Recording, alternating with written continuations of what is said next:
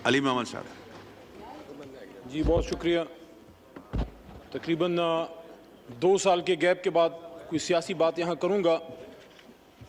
इस तरफ के दोस्तों से दरख्वास्त है कि मैं हमेशा एहतराम का दामन नहीं छोड़ता, लेकिन अगर मेरी कोई बात आपको सख्त लगे तो उसका जवाब दलील से दीजिएगा। मैं बैठा हूँ, अगर ज़रूरत हुई, वैसे ज़रूरत मैं महसूस नहीं करता, लेकिन मैं रिस्पॉन्ड कर दूँगा। दरख्वास्त होगी, मेरी बात पाकिस्तान के मफाद में मैं करना चाहता हूँ।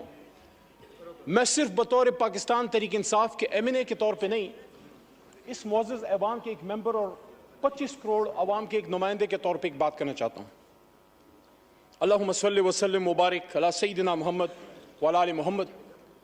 कहता हूँ वही बात, समझता हूँ जिसे हक, मैं ज़हर हलाहल को कभी कह न सका कंद। अपने भी खफा मुझसे हैं, बेगानी भी ना खुश।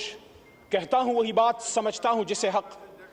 मेरे दोस्तों और मेरे भाइयों, आज से 2 साल पहले 9 अप्रैल की रात, जब आप मेरे बहुत से बहन भाई जो वहां बैठे हैं, आप यहां विराजमान थे और मैं हुकूमती बेंचेस पे पीछे शेख साहब की यहां मैं बैठा हुआ था, जो मेरी कुर्सी थी, और मेरे सामने मेरे लीडर की कुर्सी खाली थी। और मुझे ये लगा कि जिस तरह 3.5 साल मैंने अपने हुकूमत का दिफा किया, जो मेरी ड्यूटी थी, उस रात भी मैंने अपना फर्ज निभाना है। मुझे बहुत से लोगों ने पूछा बाद में, पूरे पाकिस्तान में जब मैं गया हूं, कि आपको इस तरफ बैठे लोगों से डर नहीं लगा? वो 170 172 थे। मैंने कहा नहीं, सियासी इख्तिलाफ था, लेकिन वो मैं उनको अपना जाती दुश्मन नहीं समझता था। तो आज जो मैं ये बात करना चाह रहा हूं वो ये है कि जब पिछले 2 साल की तरफ मैं मुड़ के देखता हूं तो मुझे वही कहानी, खुर्शीद शाह साहब आपकी भी तवज्जो चाहिए, आप मेरे कायदे हिज़्ब इख्तिलाफ रहे हैं, तो मुझे वही कहानी रेप्लिकेट होती नजर आती है जो आज से 50 साल पहले इस ऐवान के एक मुंतखब कायदे ऐवान को जब फांसी के तख्तेदार पर लटकाया गया।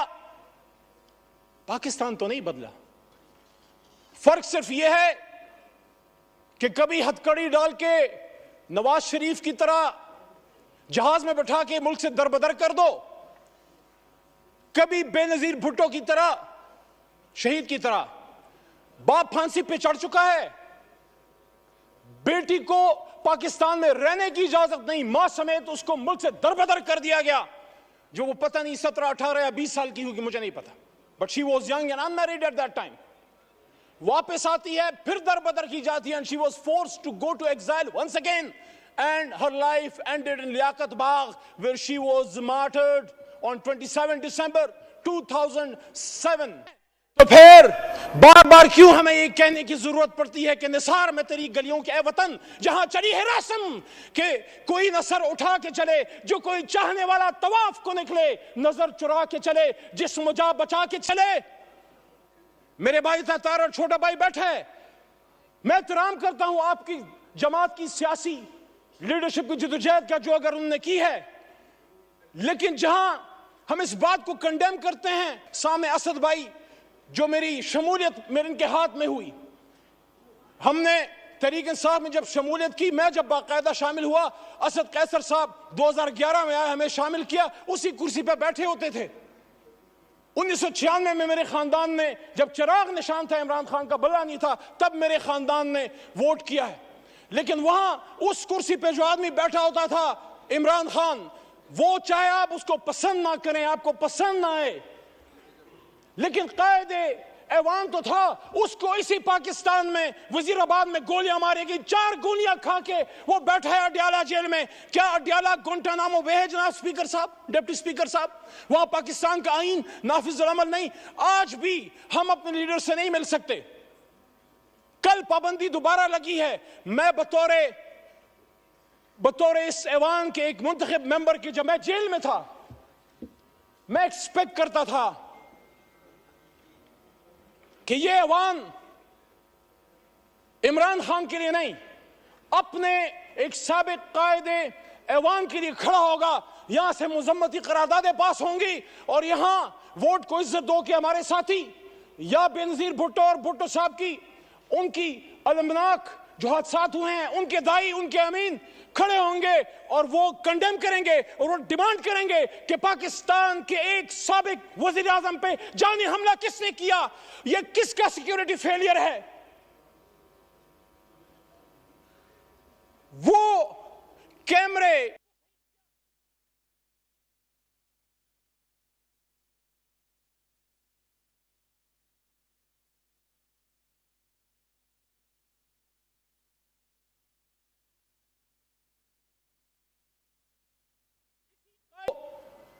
एक लंबी जुदाई, लंबी कैद के बाद पहली बार अपने लीडर इमरान खान साहब से मिला।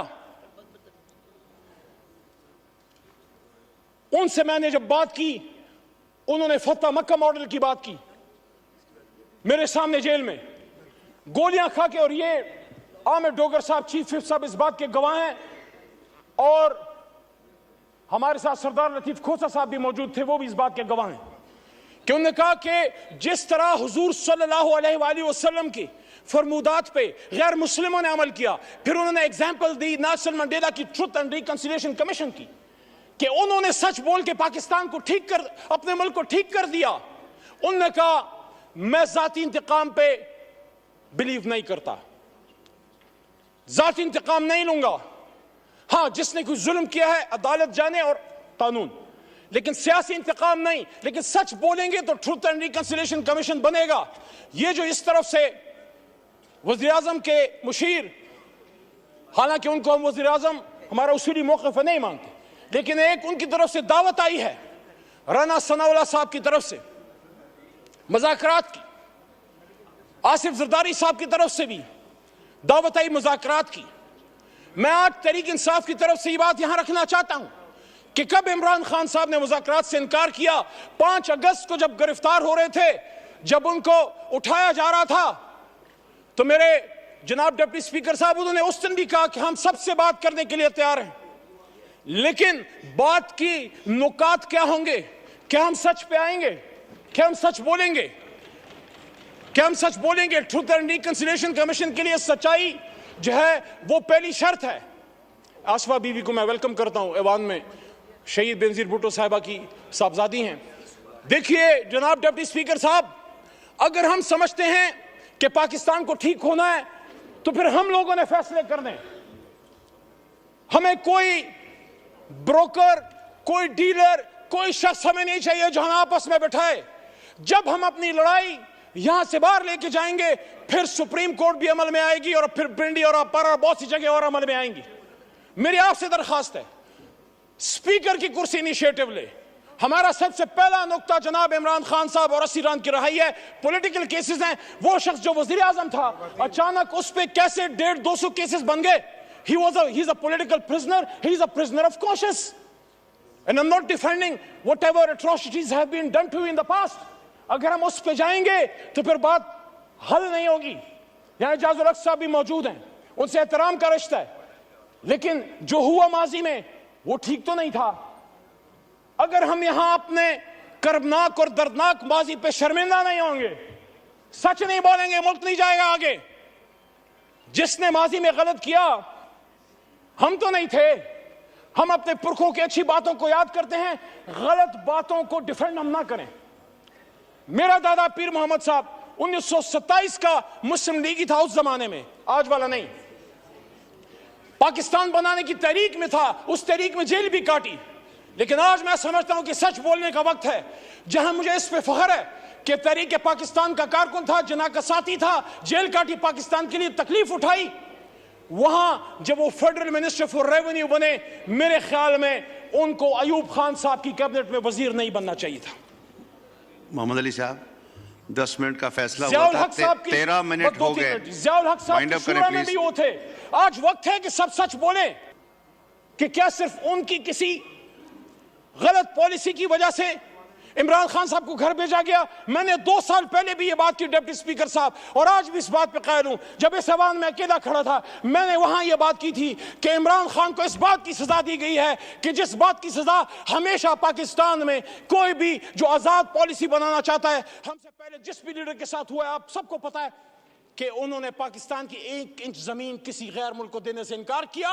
और जब यहाँ 2 OIC कॉन्फ्रेंसें की और जब मुस्लिम ब्लॉक की बात की, उम्मत मुस्लिमा को इकट्ठे करने की बात की, तो यहीं पे बिलावल साहब मौजूद थे। वहां से मैंने उनको बात की कि बिलावल साहब, आपके नाना ने भी मुस्लिम उम्मा को इकट्ठा किया, मेरे लिए शुक्रिया।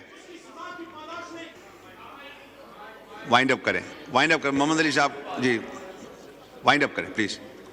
मैं दहशतगर्दी अदालत मर्दान से बरी हुआ।